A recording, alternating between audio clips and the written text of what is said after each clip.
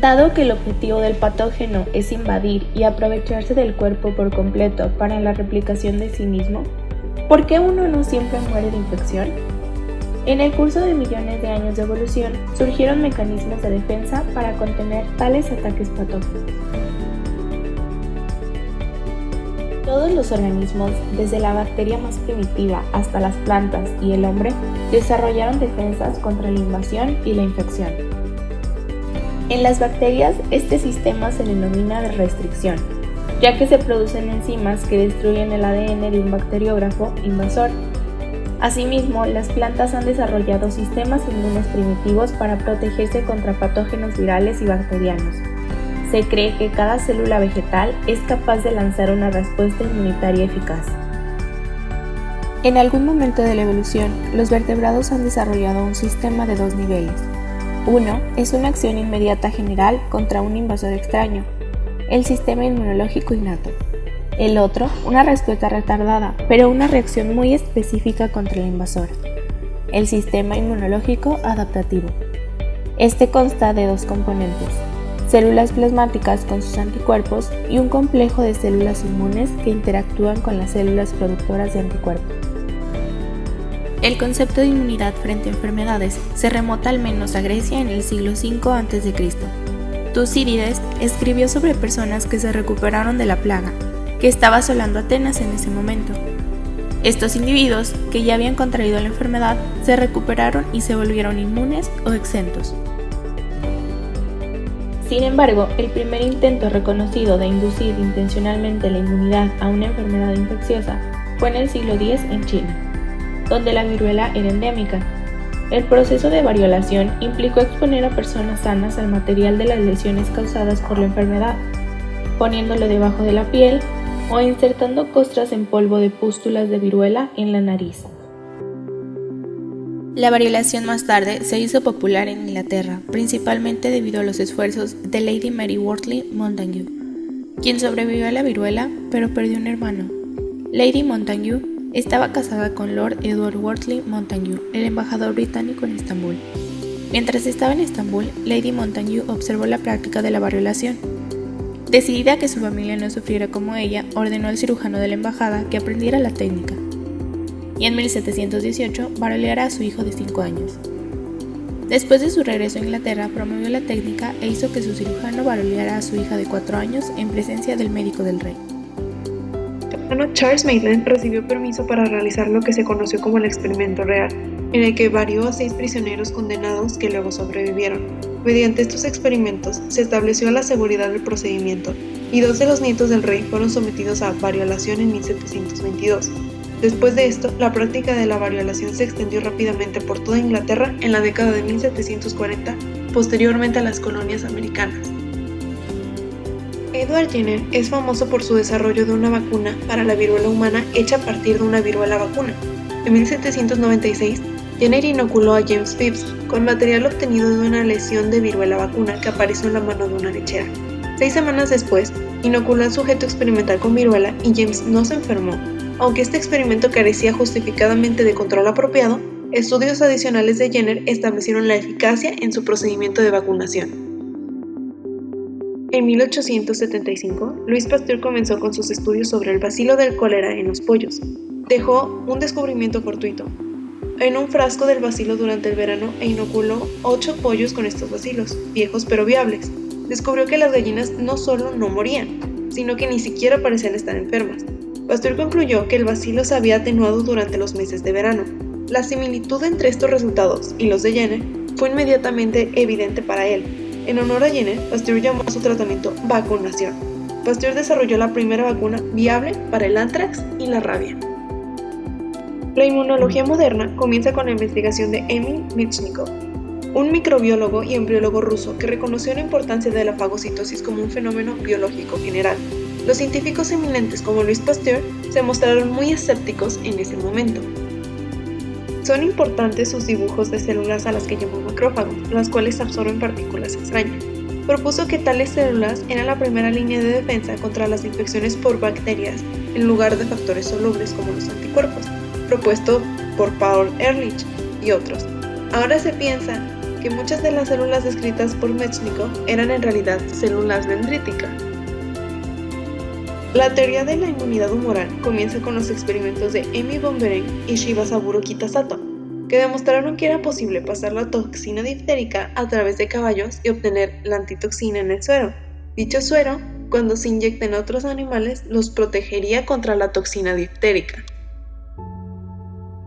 Basándose en los resultados de la investigación sobre las toxinas de la difteria, Ehrlich propuso que células específicas producían anticuerpos. Según la teoría de la cadena lateral de Ehrlich, las células inmunitarias estaban salpicadas de una amplia gama de receptores, cada uno específico para una sustancia en particular.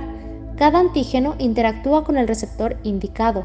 La célula se activa y reacciona produciendo más receptores que luego se liberan en el torrente sanguíneo como anticuerpos para neutralizar la toxina. Mechnikov recibió el Premio Nobel de Medicina en el año de 1908, compartiéndolo con Ehrlich. Por supuesto, tanto Mechnikov como Ehrlich estaban en lo cierto, y cada sistema depende del otro. Entre los años 1900 y 1942, los humoralistas desempeñaron un papel dominante en la inmunología. El caso de los anticuerpos como unidad fundamental de la inmunidad se vio reforzado por el predominio de la inmunoquímica. La química de las reacciones antígeno-anticuerpo fue descubierta en gran medida por el trabajo de Michael Heidelberger y Elvin Kabat. Estos estudios allanaron el camino para una comprensión más fundamental de la inmunoglobulina, que culminó con la elucidación de la estructura del anticuerpo por Rodney Porter y Gerard Edelman a finales de la década de 1950. Sin embargo, varias observaciones experimentales desafiaron la opinión predominante de que los anticuerpos por sí solos servían para conferir inmunidad específica. La hipersensibilidad retardada y el rechazo de los aloinjertos parecían no estar relacionados con la presencia de anticuerpos circulantes. La prueba definitiva de que las células desempeñan un papel en la inmunidad la dio el trabajo de Landsteiner y Chase en 1942. Las células de cuyos inmunizados con Mycobacterium tuberculosis se transfirieron a cuyos naive. Más tarde, cuando se inyectó antígeno a estos conejillos de Indias, hubo una respuesta inmune que no estaba presente en los controles naive. Esto no sucedió cuando se transfirió la fracción de suero. Por lo tanto, la dicotomía de hipersensibilidad inmediata, mediada por anticuerpos, y de tipo retardado, mediada por células, se había establecido firmemente en la década de 1940, aunque se desconocía la identidad de la célula que confiere esta última respuesta. Pero no fue hasta los experimentos pioneros de Gowans que se reconoció que los linfocitos eran esenciales para la inmunidad. En 1950 se crean las teorías de que los antígenos instruían a las células respecto a anticuerpos específicos. Principalmente en 1956 con Brunet, que creía que el antígeno ordenaba la formación específica del anticuerpo. Trabajando junto con Herne y Talmagash, dan a conocer la teoría de la selección clonal. A pesar de que fue un punto de quiebre radical a la historia de la inmunología, aún no explicaba cómo los linfocitos podían reconocer a los antígenos. En 1960, Burnett fue galardonado con el Premio Nobel junto a Peter Medawar por el descubrimiento de la tolerancia inmunológica adquirida. En 1984, Jern ganó el Premio Nobel por las teorías de la especificidad en el desarrollo y el control del sistema inmune. El descubrimiento del MHC tuvo grandes implicaciones, más en el área de los trasplantes, ya que había un ímpetu por el tema, debido a las consecuencias de la guerra y la presencia de muchas víctimas quemadas. Medawar concluye con el mecanismo por el cual la piel extraña es eliminada y que se debe a reacciones inmunes adquiridas. Este rechazo al trasplante lo relacionaba a la regresión acelerada de Homo injertos de segundo conjunto y argumentaba a favor de la existencia de un estado inmunológico sistémico.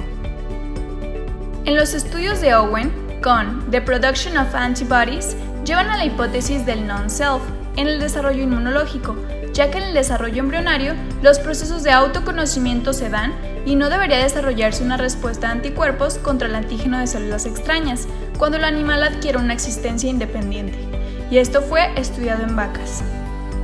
En 1974, los experimentos de Zinker-Nagel y Doherty establecieron los principios para las interacciones que se dan por el MHC, En primer lugar, el MHC está restringido. Las células T solo reconocen antígenos cuando se presentan por el MHC.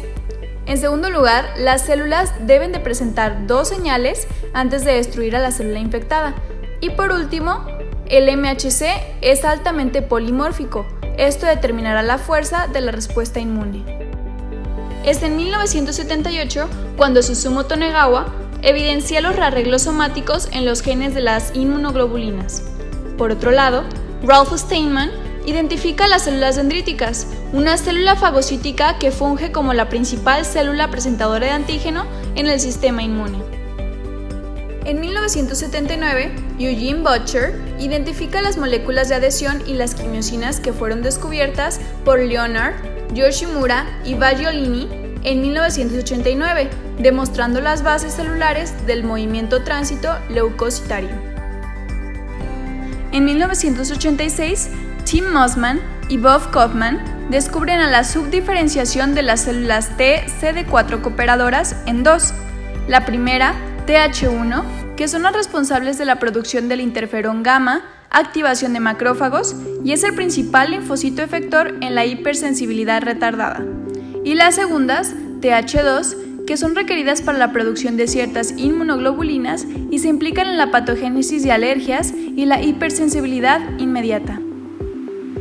Genoway propone en 1989 una alternativa al reconocimiento self-non-self. Sugiere que el sistema inmune reconoce a infectious non-self. Es así que cuando hay una respuesta inmune, los componentes de la inmunidad innata son reclutados como linfocitos y APCs, siendo estimulados para responder de una manera estereotipada que serviría para iniciar la respuesta inmune adquirida. Genoway también predijo la existencia de receptores de reconocimiento de patrones. En 1994, Polly Meitzinger plantea un modelo del peligro, que proporciona un mecanismo por el cual el sistema inmune discrimina un antígeno entre dañino o no dañino independientemente de su origen.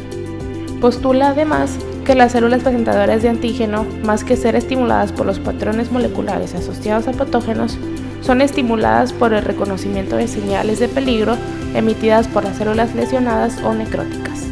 Es decir, que el sistema inmune discriminaría entre lo dañado y lo no dañado para inducir una respuesta inmunológica, visión igualmente dicotómica y que sitúa el inicio de la activación de la APC dependiente de los receptores de alarma en el tejido diana.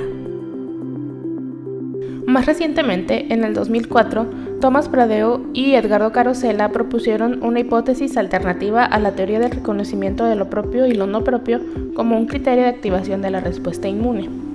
En su teoría de la continuidad, propusieron un nuevo criterio de inmunogenicidad que no está basado en el origen exógeno del antígeno, sino en la expresión de patrones moleculares inusuales que están fuertemente modificados en ciertas condiciones que determinan que se transicione de las reacciones inmunitarias normales a un nivel superior de reactividad que conduce a una respuesta inmunológica.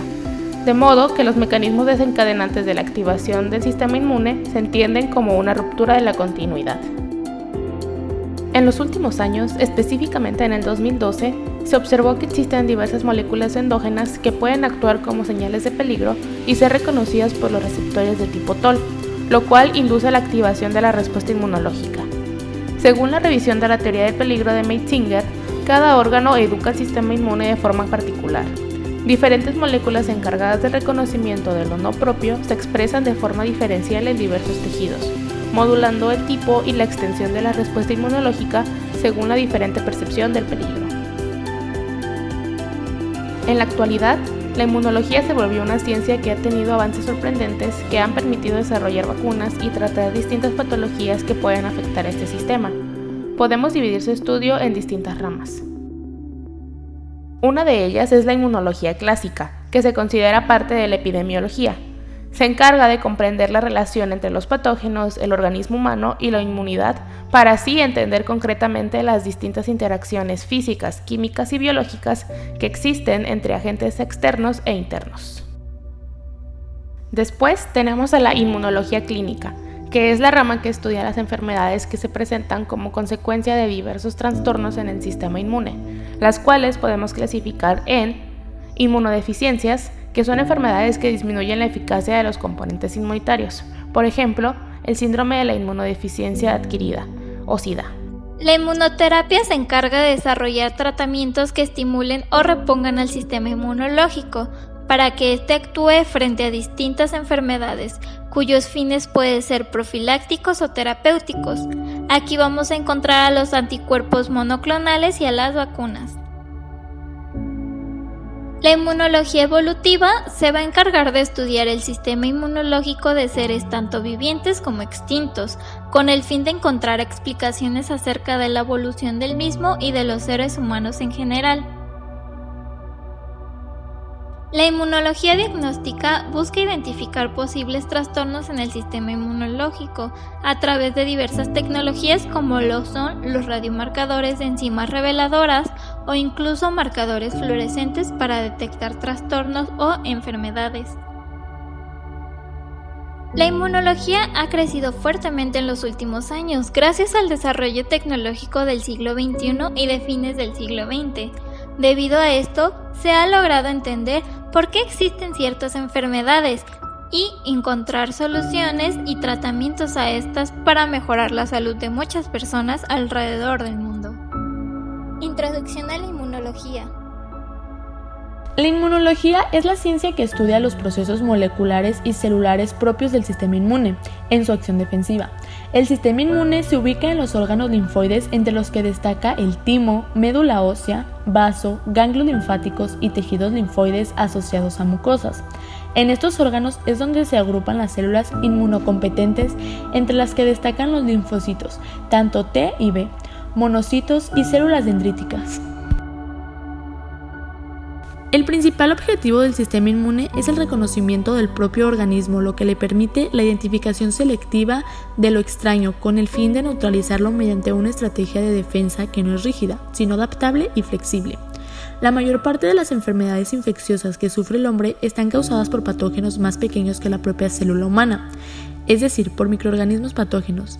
Para ellos, el cuerpo humano constituye un inmenso ambiente con abundantes recursos, en el que pueden vivir y reproducirse. Ante esta amenaza, el cuerpo despliega múltiples mecanismos de defensa que se han desarrollado y acumulado en los cientos de millones de años de evolución de los invertebrados y los vertebrados. Número 1. Las barreras físicas, que impiden que los patógenos entren en los tejidos del cuerpo. Número 2. La inmunidad innata, que son mecanismos fijos e inmodificables que combaten la infección desde su mismo comienzo. Número 3. La inmunidad adaptativa, que es constituida por mecanismos que varían para adaptarse a las características del microorganismo, tales como extracelularidad, intracelularidad, supervivencia intrafagocitaria, cápsulas antifagocitarias, lo que nos permite combatir la infección de manera muy específica y adecuada a la patogenicidad del microorganismo. Barreras físicas y anatómicas. Piel y membranas mucosas. La parte externa del epidermis está compuesta de varias capas de células muertas, recubiertas de la proteína queratina, resistente al agua. Dicha capa se renueva cada 15 a 30 días. Función del pH. El pH bajo del estómago, de alrededor de 2, impide que lo atraviese la mayoría de microorganismos, excepto algunos patógenos, por ejemplo, salmonela, vibrio cólera, etc. Además del pH ligeramente ácido de la piel y de la vagina. El secuestro de hierro hace que el hierro libre en el organismo sea muy escaso. En las células el hierro está secuestrado formando complejos con moléculas como hemoglobina, mioglobina, citocromos, ferritina, entre otros. En la sangre, el hierro está unido a la transferrina. Sin embargo, algunos patógenos han evolucionado mecanismos para obtener hierro a partir de algunas de estas proteínas. Se trata de un tipo de moléculas llamadas sideróparos, que pueden captar hierro a partir de la transferrina. Inmunidad innata. Incluye mecanismos moleculares y celulares incorporados que son evolutivamente primitivos y están dirigidos a prevenir la infección o eliminar rápidamente a los invasores comunes. Esto incluye barreras físicas y químicas a la infección, así como los receptores codificados por ADN que reconocen estructuras químicas comunes de patógenos, también llamados PPR. También incluye una serie de proteínas séricas preexistentes llamadas del complemento, que se unen a estructuras asociadas a patógenos comunes y desatan una cascada de eventos de etiquetado y destrucción. Esta primera línea de defensa elimina los agentes infecciosos en las primeras horas del encuentro con el patógeno. Son muy rápidos, pero inespecíficos. La inmunidad adaptativa se refiere a la parte del sistema inmunológico que se basa en los linfocitos T y B. Esta tarda más en incorporarse, pero es mucho más específica del antígeno. Esta respuesta inicia entre 5 y 6 días posteriores a la ruptura de la membrana y la exposición inicial a un agente patógeno, y viene seguida de una resolución gradual de la infección. La inmunidad adaptativa es más lenta, ya que son muchas menos las células que poseen el receptor específico para el trabajo, además de que se necesita un encuentro previo y la categorización de antígenos llevada a cabo por procesos innatos. Después del encuentro con el antígeno, los linfocitos T y D se someten a selección y proliferación, para de esta forma poder resolver la infección. El objetivo de las vacunas contra enfermedades infecciosas es provocar el desarrollo de respuestas adaptativas específicas y de larga duración, para que así el individuo vacunado esté protegido en el futuro cuando aparezca el patógeno real. Tolerancia. Para que el sistema inmune funcione de manera efectiva, se debe realizar una discriminación de lo propio y no propio. Prohíbe la respuesta inmune al tejido del hospedero. Este se mantiene mediante la eliminación o inhibición de las células o receptores que podrían responder a las autoestructuras. El modelo de peligro o daño de la tolerancia propia postula que la respuesta inmune no se activa cuando la muerte celular del hospedero ocurre de manera segura, sino solo cuando esta muerte está acompañada por señales asociadas a daños o peligros producidos por la célula del hospedero. Algunos de los campos de aportación de la inmunología son enfermedades infecciosas, transfusiones sanguíneas, trasplantes de órganos sólidos y de médula, oncología, métodos analíticos, biotecnología, industria y farmacia, inmunopatología, inmunoquímica y por último, inmunogenética.